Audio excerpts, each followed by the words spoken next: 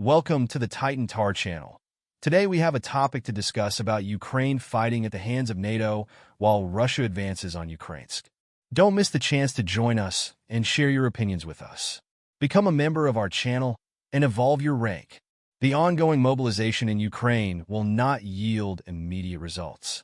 The newly mobilized Ukrainian soldiers who have undergone training are not yet ready to become fully capable fighters, which limits their ability to significantly influence the front line.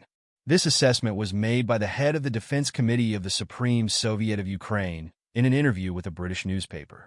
Although the mobilization process is progressing as planned, the Ukrainian MP believes that it will take another 3 months before these newly trained troops can have a real impact on the battlefield. The Ukrainian command's ability to rotate or reinforce frontline units is severely limited. Even with the adoption of the mobilization law earlier this year, the reinforcement of the armed forces of Ukraine with conscripts is still in its early stages, leaving the army in a vulnerable position. Meanwhile, a British article noted that the recent Ukrainian incursion into the Kursk region failed to significantly weaken Russian forces in the Donbass, which remain well-positioned. The commander-in-chief of the Ukrainian armed forces himself admitted that the invasion did not achieve its main objective.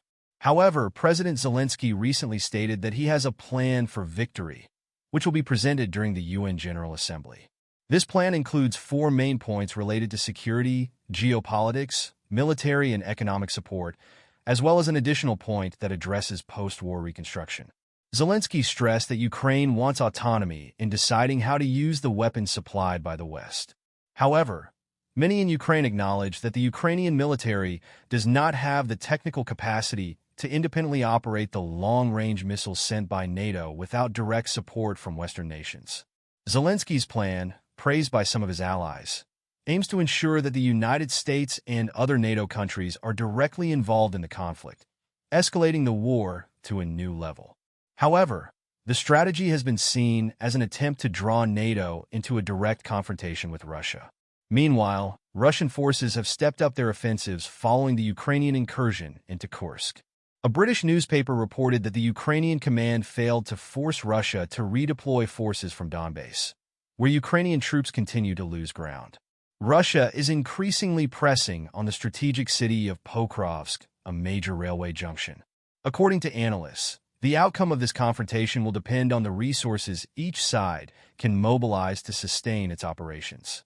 The initial goals of the Ukrainian armed forces offensive in the Kursk region, as expressed by Kiev, were to seize as much territory as possible. The intention was to use these territorial gains to strengthen Ukraine's position in future negotiations with Moscow. In addition, the Ukrainian command hoped that the offensive would force Russian troops to redirect forces from Donbass to the Kursk region, relieving pressure on Ukrainian units on the most critical fronts. However, as the operation unfolded, it became clear that this incursion across the Kursk border had resulted in significant losses for Kiev, depleting military reserves that were essential for holding positions in other sectors of the front.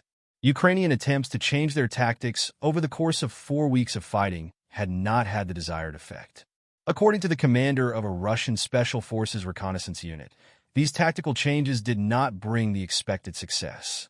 At first, Ukrainian troops used the so-called flower tactic, which consisted of breaking through the Russian defense line where it was weakest, resulting in an irregular front line.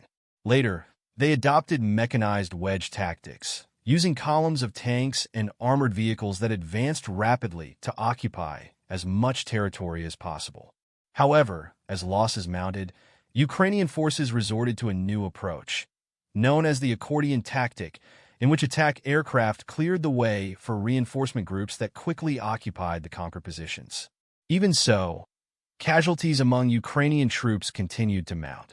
Ukrainian commanders, for their part, are forcing their units to hold their positions at all costs, a strategy that is resulting in heavy losses. According to a British expert, the Ukrainian General Staff defines success by simply occupying territory, without considering the consequences in terms of casualties. This has led to entire units, especially those newly mobilized, being wiped out within days of being sent to the front line. In critical areas such as Chasiv Yar, Ukrainian losses are particularly high due to orders to hold out at all costs. A Ukrainian officer expressed his frustration with this approach, saying that the generals measure success only by territorial control, ignoring the number of lives lost. The battle for Chasiv Yar, according to one expert, turned into a real bloodbath for the Ukrainian forces. Even more worrying is the fact that despite orders to hold their positions, Russian forces continue to advance, capturing towns and villages, while Ukrainian losses are simply written off as inevitable. As winter approaches, the outlook for Ukraine becomes even more bleak. According to an American newspaper, there is growing fear among Western countries, especially the United States, that Ukraine could face a decisive defeat during the winter. This fear could prompt Washington to review its restrictions on the use of Western missiles on Russian territory.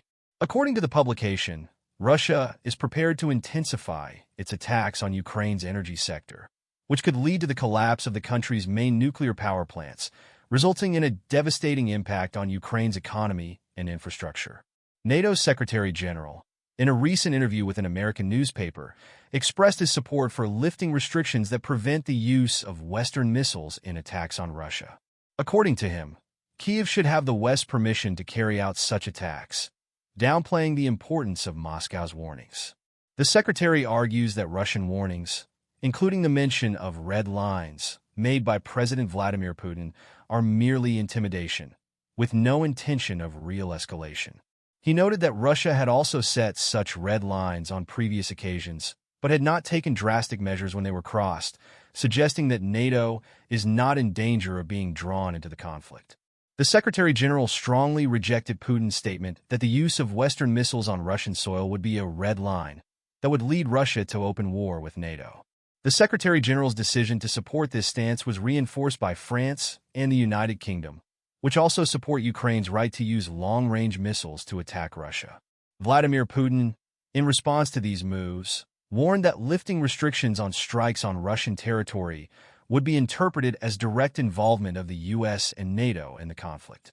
Although he said that Russia would respond to such a move, Putin did not specify how Moscow would respond, leaving the severity of possible Russian retaliation up in the air. As these diplomatic tensions escalate, the situation on the battlefield is also unfolding dramatically. Ukrainsk, a strategically located city, has fallen under the control of Russian troops. Using siege tactics, Russian forces have isolated the city on two flanks, leaving a small escape route for Ukrainian troops to retreat. As a result, Ukrainsk has returned to the control of the Donetsk region, with virtually no major damage and no intense urban fighting. The capture of Ukrainsk opens up new possibilities for Russian forces to advance towards Seladovo, where Russian sabotage and reconnaissance groups have already been spotted in the vicinity, according to Ukrainian sources. However, the General Staff of the Ukrainian Armed Forces has not yet officially acknowledged the loss of Ukrainsk, stating that fighting continues in the area. Nevertheless, Ukrainian authorities admit that the situation in the Kurakovsky direction is becoming very difficult, indicating that Russian pressure continues to increase on this crucial front. Don't forget to subscribe to our channel, like the video, and share it with your friends. Your interactions mean a lot to us and help us grow. See you next time.